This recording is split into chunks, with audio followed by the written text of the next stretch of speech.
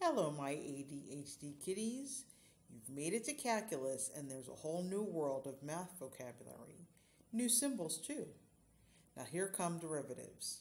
Before we start, we need to review some oldies but goodies. Do you remember exponents? How about roots? The words might be unfamiliar, but that's okay. There's a quick review, and we're starting it right now. By the way, I'm throwing in integers, too.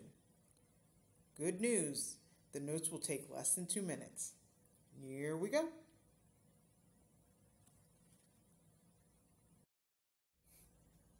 So here we are taking a trip back to integers. And basically what these three problems are is that you're trying to figure out whether it's a negative sign or a minus sign.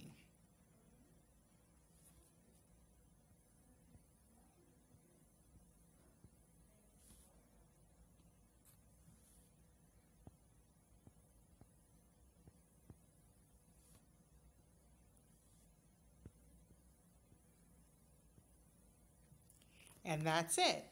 Negative 16 minus 1 equals negative 17. 47 minus 31 is 16. And negative 5 plus 28 is 23. That's it. So now you want to think about power or exponents and what you want to be able to remember for number 1 is the key that you use is the little up caret. And so for number 2, it is the same thing. So 3 up caret 3 is 27. And then 12 up caret 0 is 1. So in other words, 3 to the third is 27, and 12 to the 0 equals 1. And just a reminder that any number or any term to the 0 power just equals 1. In number 3, what you have is an exponent inside the parentheses and an exponent outside the parentheses. So what you're going to do is multiply those two together.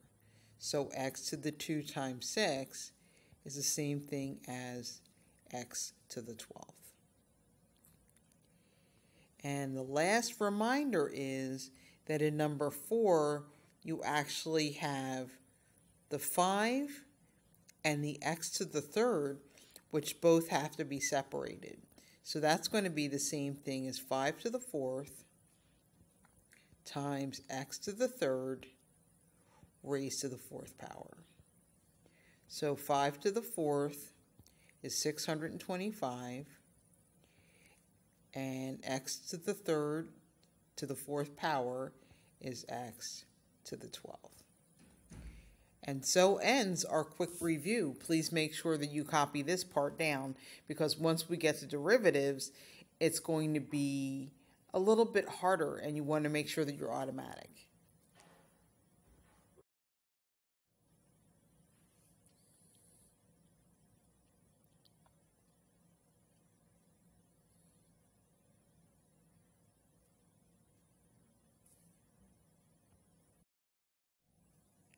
Sneaking a quick one in here, figuring out roots. If you notice, this number 1 is a square root, which is the same thing as having a 2 inside that little box.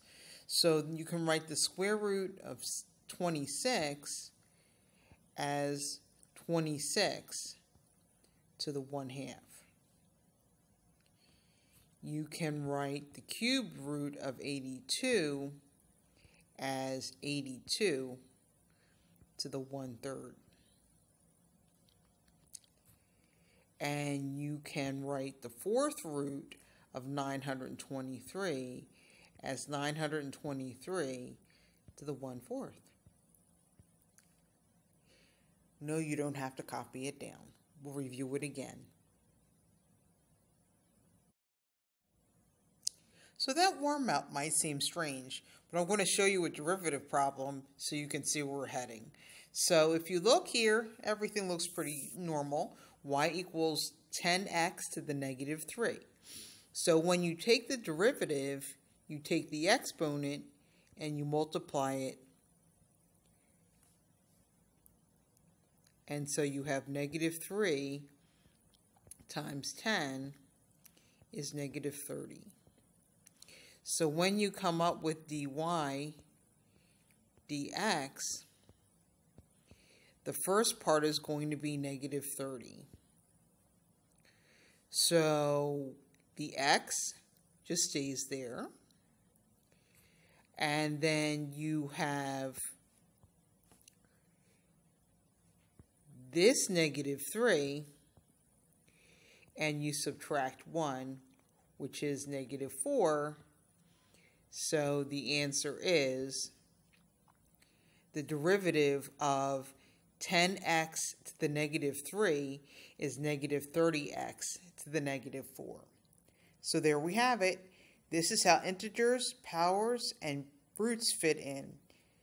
Check out how to do this a little more slowly and a little more thorough in the next video. I bet you can't wait. In the meantime, remember, Edie loves math, even if you don't. Ciao.